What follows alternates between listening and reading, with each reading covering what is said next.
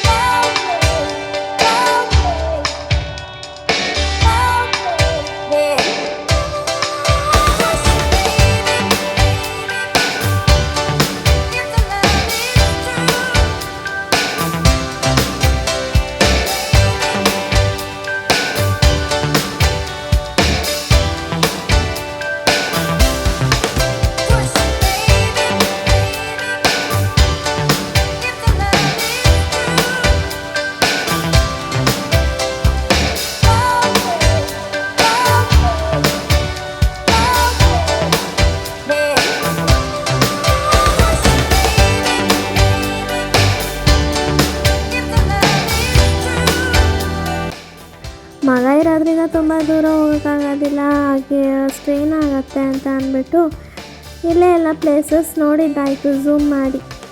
ಈಗ ಹೋಟ್ಲ್ ಹತ್ರ ಹೋಗಬೇಕು.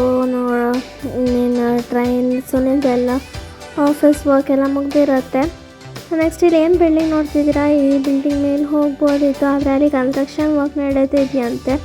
ಇಲ್ಲ ಅಂದಿದ್ರೆ ಅಲ್ಲಿ ನಾನು ವ್ಯೂ ಇನ್ನೂ ತುಂಬ ಚೆನ್ನಾಗಿ ಕಾಣಿಸೋದು.